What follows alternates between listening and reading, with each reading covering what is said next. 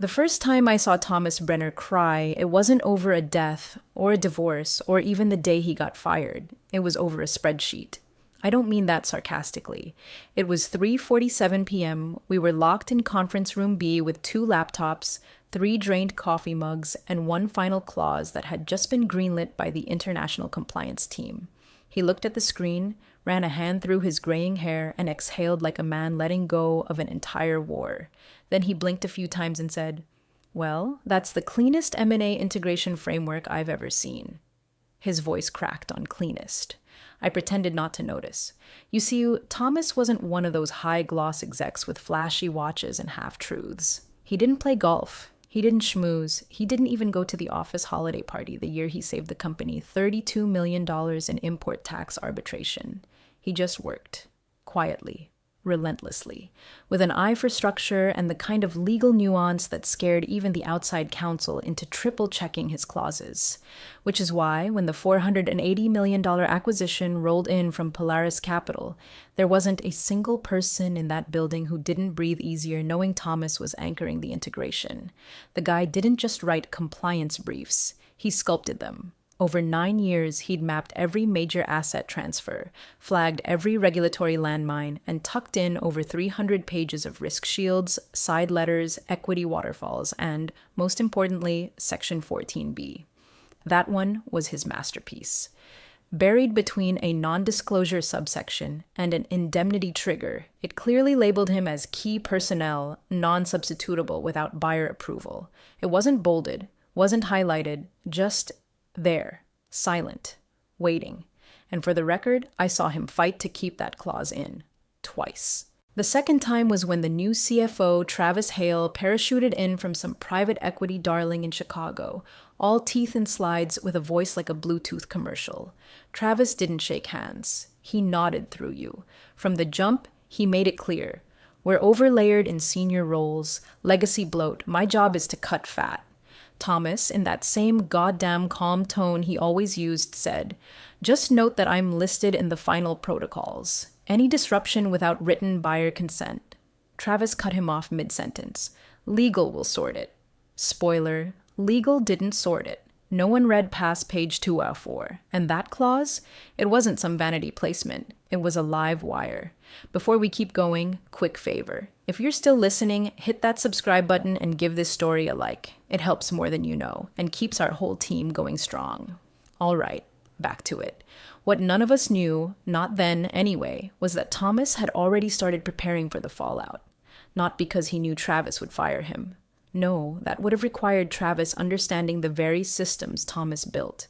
It was because Thomas had seen that kind of arrogance before, and in his world, arrogance was predictable. That's what made it dangerous. I remember the way he backed up his folders, twice. The way he stopped accepting invitations to optional offsites. The way he started wearing a tie again, even on Fridays, like he wanted to remind the building what quiet authority looked like.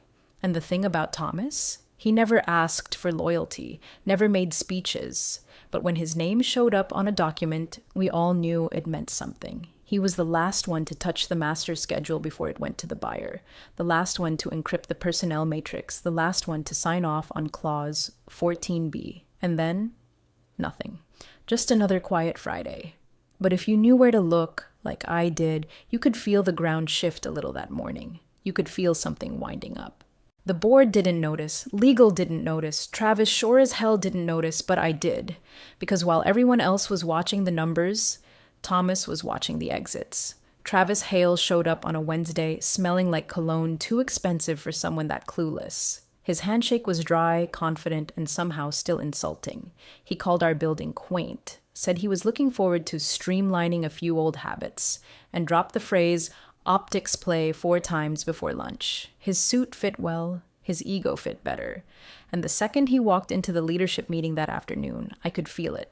The cold hum of incoming chaos wrapped in a PowerPoint. He was everything Thomas wasn't. Loud, slick, vaguely threatening in that way executives can be when they smile too much while erasing people's lives. He started the meeting by thanking us for preserving legacy value, which is CFO code for I'm about to gut your department and call it innovation. Then he pulled out a chart labeled Redundancy Optimization, Phase 1, and read it like gospel.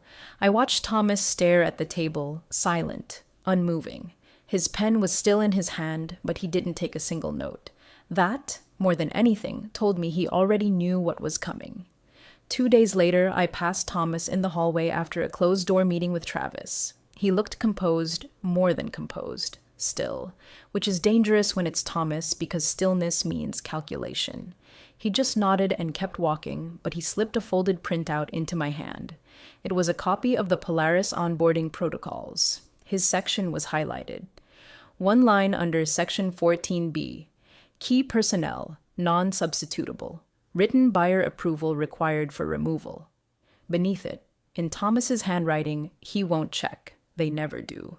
I asked him later why he hadn't pushed harder, maybe demanded a legal review, gone to the board, made some noise. He just gave that same dry laugh he always used when someone missed the point. You don't warn people like Travis. You just give them the shovel. It wasn't like Thomas to be cynical. Strategic? Sure. But this was something colder. Like he wasn't just ready for what was coming.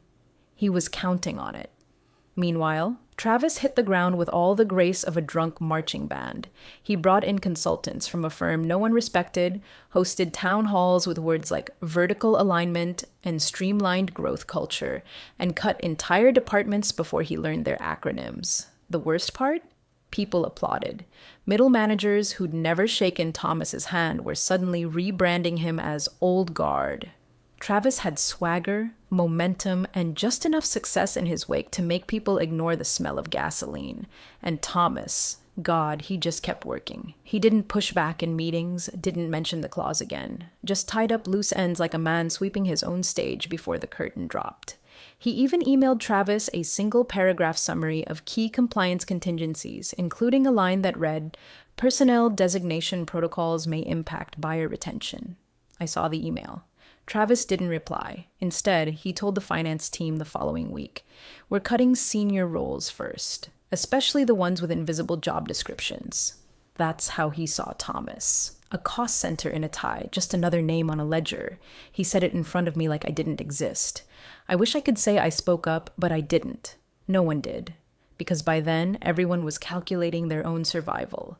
What Travis didn't know, what he never even thought to ask, was that Thomas didn't just draft the documents. He was the documents. The compliance firewall? His. The integration matrix? His.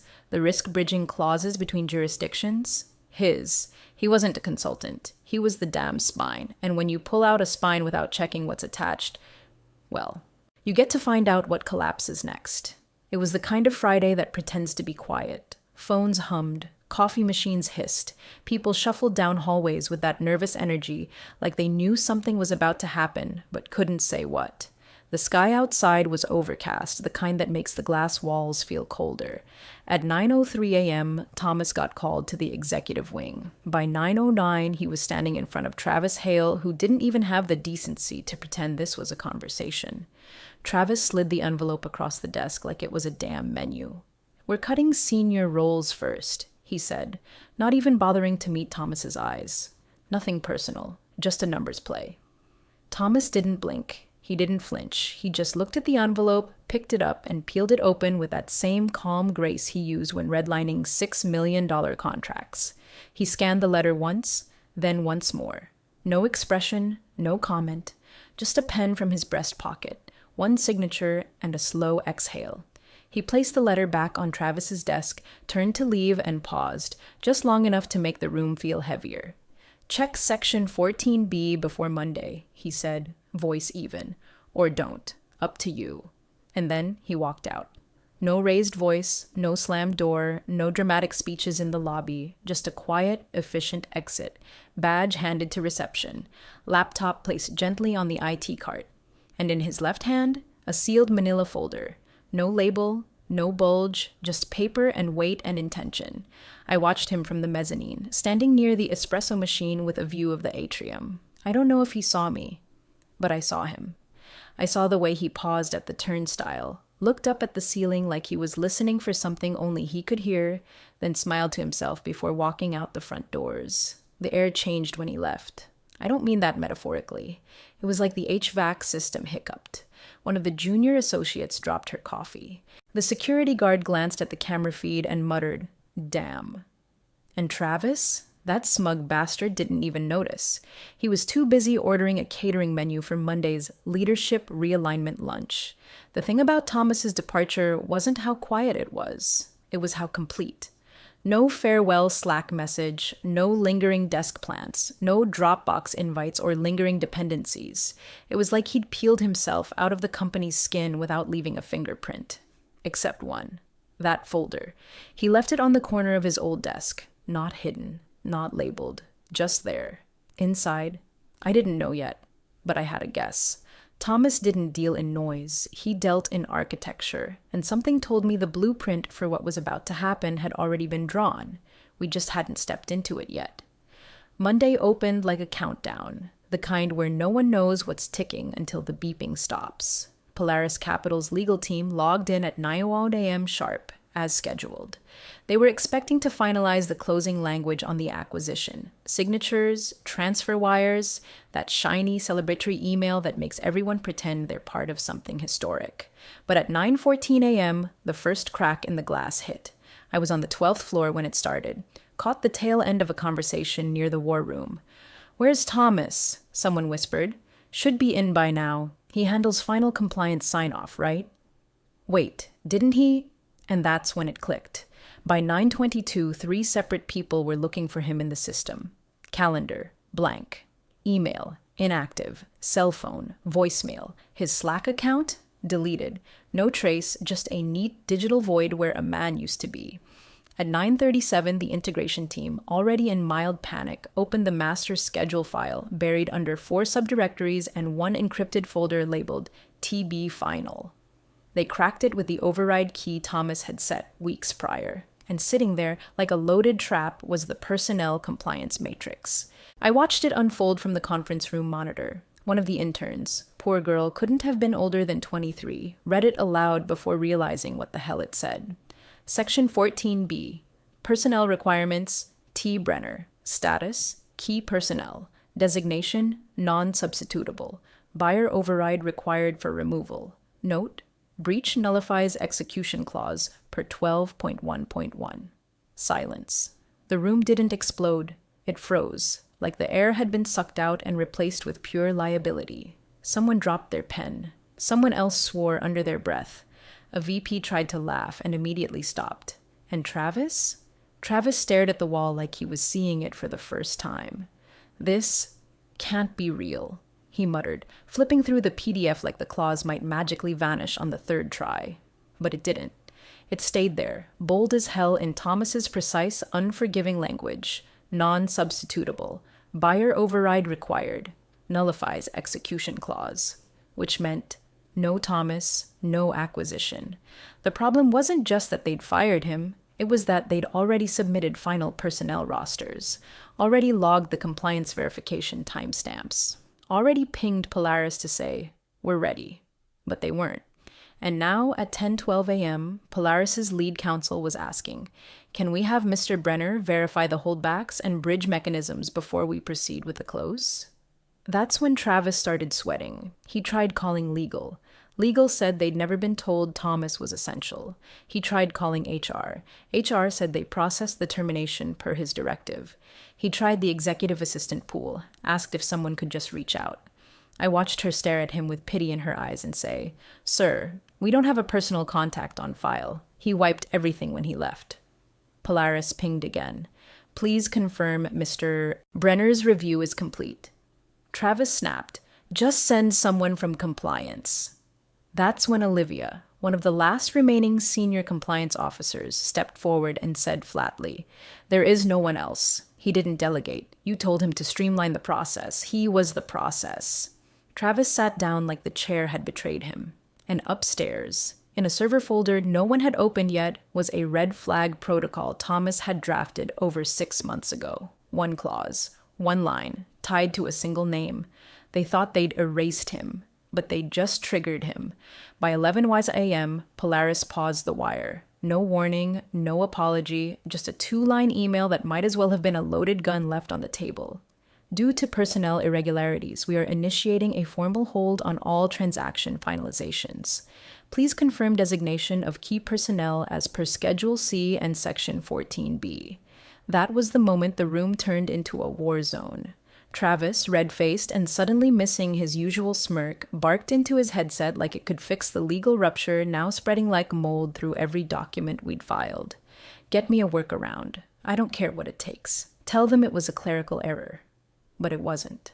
Legal pored over the clause again. And again. I watched them go sheet white under the fluorescence. One of the senior counsels, a guy named Peterson who'd been through 3 mergers and 2 divorces, actually rubbed his temples and whispered. He warned us. He fucking warned us. Because the clause wasn't vague. It wasn't flexible. It was Thomas-level precise, surgical, ruthless. Section 14B. The individual listed as key personnel shall not be substituted, removed, or otherwise terminated without the express written consent of the acquiring party. Any violation shall constitute breach of conditions precedent and nullify execution of Schedule A, deliverables, and associated performance obligations. In simpler terms, no Thomas, no deal. The buyers didn't care about our excuses. Polaris's legal team had already started circling like sharks. They sent over a list of immediate demands. 1. Proof of written consent. 2. Time-stamped notice of termination. 3. Updated personnel verification. And 4. Clarification of contingency measures in the event of clause breach. We had none of it. Because Travis didn't ask. He didn't check. He just signed a termination letter and thought the ground would hold. But Thomas had poured concrete over every inch of that foundation and embedded a tripwire no one saw coming. Every hour, the pressure mounted. By 1 p.m., finance was in full triage. The pre-close bonus pool was frozen. Option grants suspended. The systems team locked down folder access to prevent any more deletions. HR stopped answering their phones entirely. Someone, God help them, suggested drafting a memo to Polaris claiming clerical oversight, and I swear to God, one of the junior lawyers almost burst into tears. I stepped outside just to breathe and found Olivia sitting on a bench, staring into the distance with a 1,000-yard stare like she'd just come back from war. You knew, didn't you? I asked. She didn't look at me, just said, he told Travis to his face, twice, and put it in writing. Section 14B wasn't a suggestion. It was a loaded clause. And still, Travis tried to spin it. He called Polaris's point man, some shark named Eldridge, tried to frame it as a gray area, said we had interim leadership in place, even suggested I could step in as compliance proxy. I heard the call. It was brutal.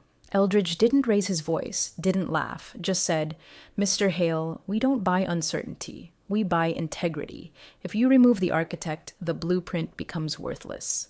And then he hung up. By 3 p.m., the phrase material breach had been used 7 times. Someone floated the idea of contacting Thomas. Begging, really. Olivia shook her head. You fired him. You didn't just lose the clause. You lost the trust. Meanwhile, Polaris's internal Slack leaked 1 line to the press. Personnel clause triggered, reevaluating risk exposure. And the thing was, we weren't even halfway through the damage, because Thomas didn't just write 1 clause, he layered them, clause by clause, like a chessboard, and Travis had knocked over the king on move 3. It started as a whisper in the elevator, the kind of office rumor that sounds too poetic to be true. I think I saw Brenner at Polaris last week, or maybe it was Polaris's sister firm. What's it called? Helix Capital? Everyone shrugged it off. No one really believed it. Not yet. Not until Casey, a fresh out-of-college analyst from Ops who still bookmarked investor glossaries, burst into the 5th floor bullpen holding her phone like it was radioactive. Guys, his LinkedIn just updated. Nobody moved at first. We were too fried. Too many emails flying, too many lawyers pacing like zoo animals. But then she read it out loud. Thomas Brenner, private advisor, M&A structuring. Helix Capital Group, Polaris Affiliate Fund. Updated 3 days ago. 2 days before Travis slid that pink slip envelope across the table. The bullpen went dead quiet. I opened my laptop and checked it myself. There it was, black and white, plain as day. No banner, no announcement. Just a title, a timeline, and a firm we were actively trying to get $480 million from.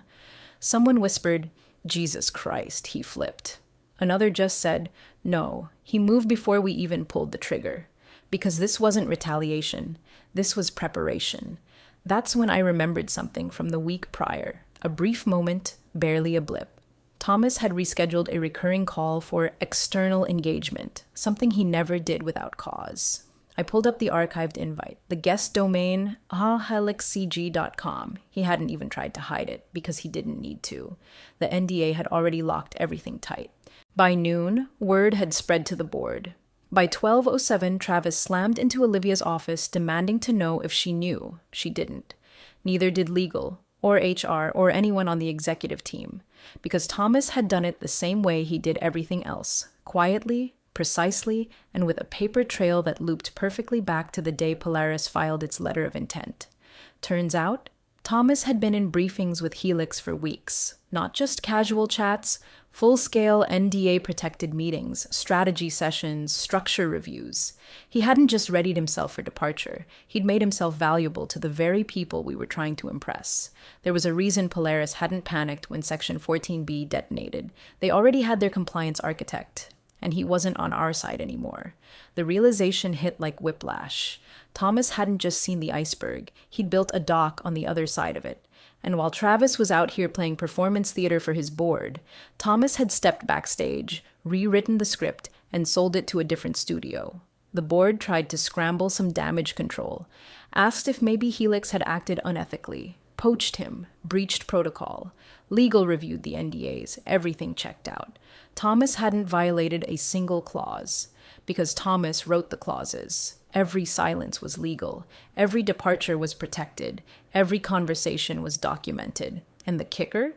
Polaris hadn't even denied it. In fact, they'd quietly updated their investor report with a new advisory partner profile. We're pleased to welcome Thomas Brenner to our M&A structuring team, where he'll advise on high-risk acquisitions and post-close integration frameworks. High-risk acquisitions, like the one currently unraveling on our side of the river.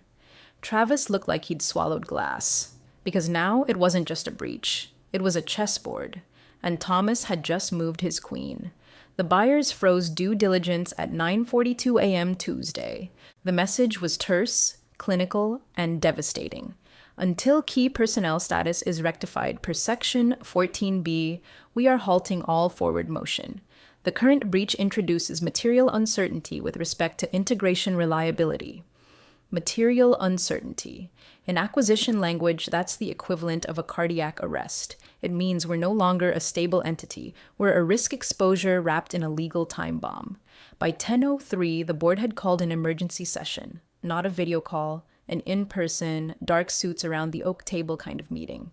No catered lunch, no ambient jazz, just clenched jaws and silence interrupted by the occasional paper shuffle or cough of disbelief.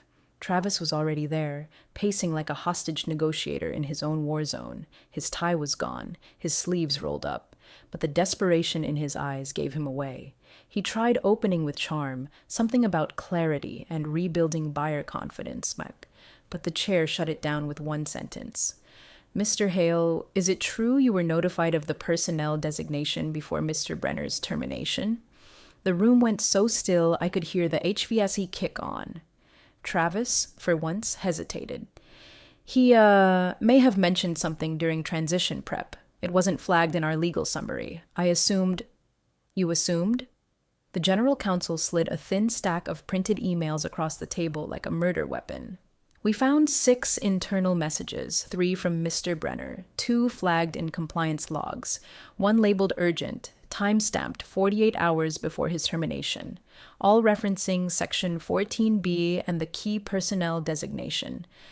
I watched Travis's face collapse one twitch at a time, and then the chair added the final nail. "And we've confirmed no written buyer approval was ever requested?" Silence. Travis opened his mouth, closed it, then whispered, "No." That's when it shifted. The tone of the room stopped being about recovery. It became about containment. Not the deal, Travis. The CIO leaned in. You assured us you reviewed all closing conditions. You assured us compliance had been stabilized. Travis tried to redirect, talking about how Helix must have been courting Thomas behind their backs, how this whole thing was weaponized technicality, how no one could have predicted. The board cut him off again.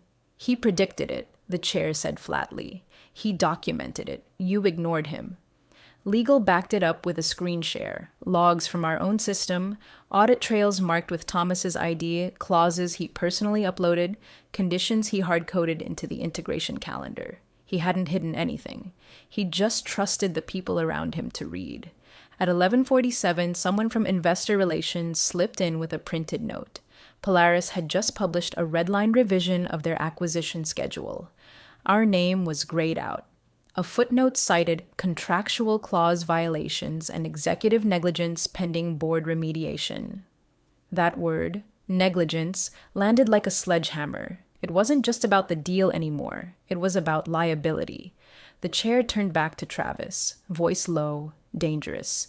Mr. Hale, if we lose this acquisition, we will face cascading financial obligations, broken confidence from our remaining partners, and potential exposure to civil claims. And all of it, every penny, can be traced back to your refusal to verify a clause. What exactly do you propose we do with that? And Travis, the same man who once called Thomas legacy clutter, finally sat down. No answers, no defense. Just a man caught in his own undoing, because there was no loophole, no spin, just the undeniable truth of a signature he never read, and a name he thought didn't matter. They tried to dress the moment up, as if polished shoes and catered coffee could salvage what was about to implode. Final meeting, 8 a.m., sharp. Executive boardroom. No one said a word as we filed in, just the shuffle of chairs and the dull clink of glass tumblers set down a little too hard. Travis sat at the head of the table, looking like he hadn't slept in 3 days. The tailored blazer didn't help. His face was drawn, cheeks sunken, tie loosened like a man hoping a little less pressure on his neck might ease the noose. At 8:06, the projector blinked to life. The lead buyer from Polaris, Gabrielle Eldridge, appeared on screen, slick, unbothered, expression carved from granite. She didn't do pleasantries. No, thanks for joining. Just a tight nod to our general counsel, then, this won't take long. Slide 1 loaded. Plain white background, centered text. Acquisition terminated. Subheader, violation of Section 14B, Key Personnel Clause breach. And below that, in smaller font, no substitute provided, no buyer approval received, no valid close possible under current conditions. A breath caught in someone's throat. No one dared speak. Gabrielle waited exactly 6 seconds. Long enough for the words to register, not long enough for protest, then clicked to the next slide. Thomas Brenner, Strategic Partner, M&A Structuring, Polaris Capital, Integration Oversight Division. There it was, the kill shot. No ceremony, no gloating, just the final tile sliding into place.